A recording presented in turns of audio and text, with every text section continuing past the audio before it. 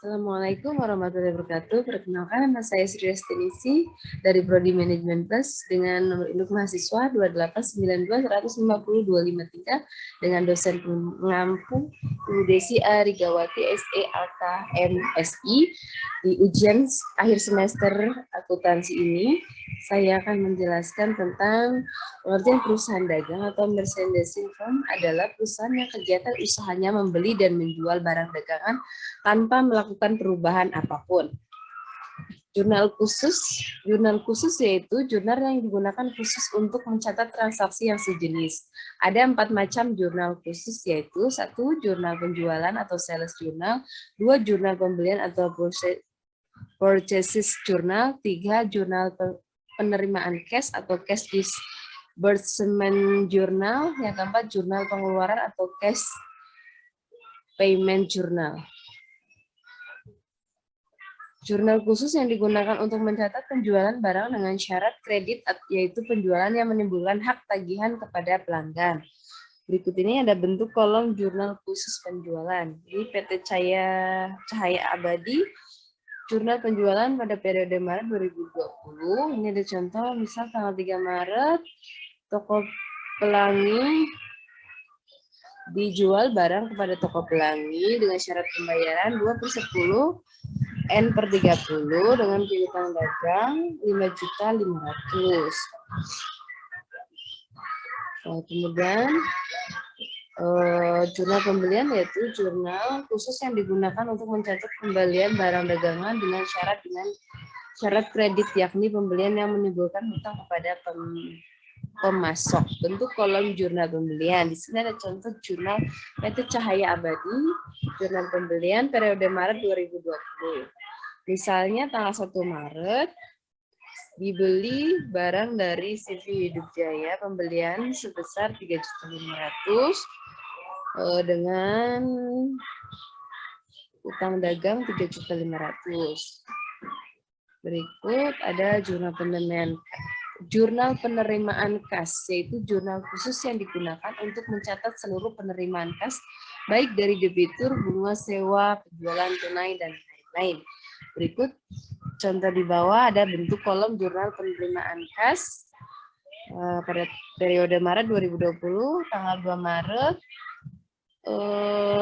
kas yang diterima oleh CV Hidup Jaya sebesar 4.300.000 dengan piutang dagang 4.300.000. Next.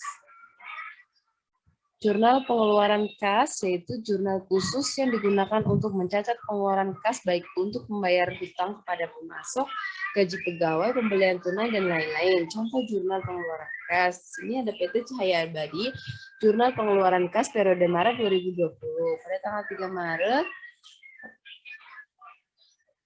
kas pengeluaran CV Hidup Jaya terhadap debit 4.500.000, utang, kemudian terhadap kredit kas 4.380.000, potongannya Rp120.000.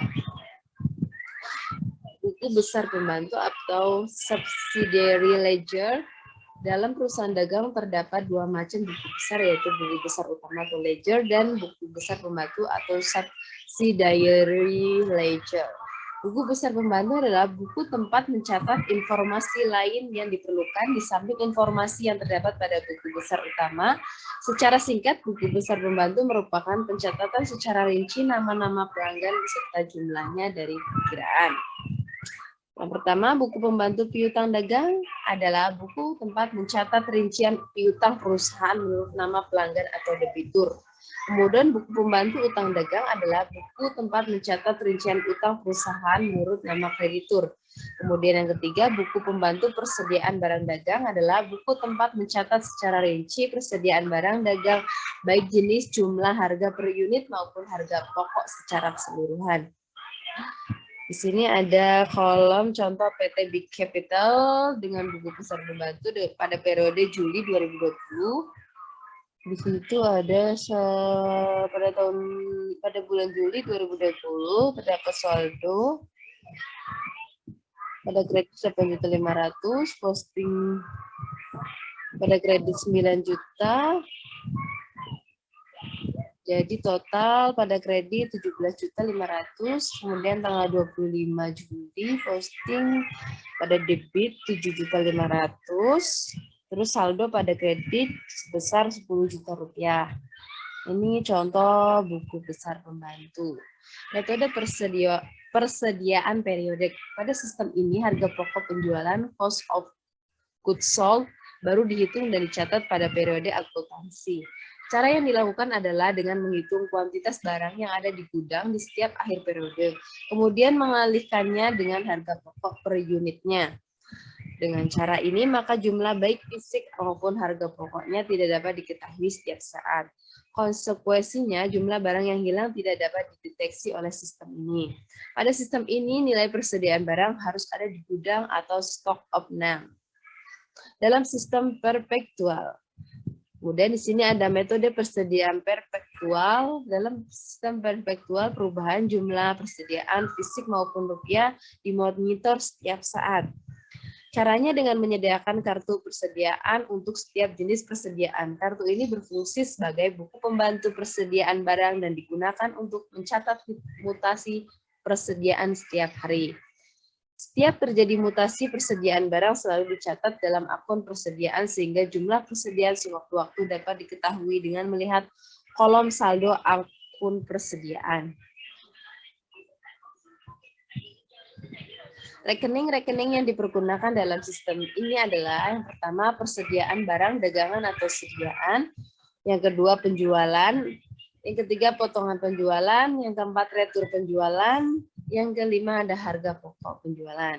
Di sini ada contoh soal, perusahaan dagang di Pasen merupakan sebuah perusahaan dagang yang menggunakan sistem pencatatan persediaan periodik. Pada persediaan awal barang dagang sebesar 2 juta rupiah dan berikut adalah transaksi pada bulan Oktober 2015.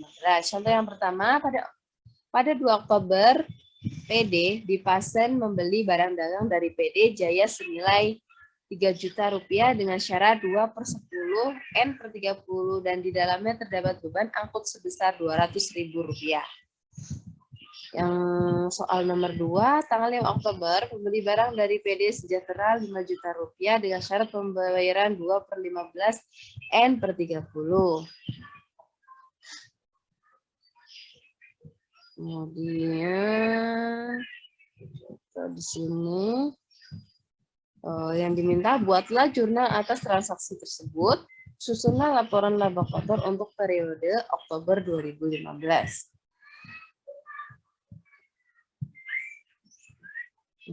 Sini ada sistem periodik. Ada tanggal 2 Oktober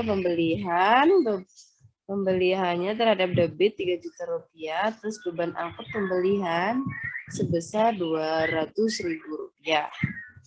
Utang dagang pada kredit sebesar 3.200.000 rupiah.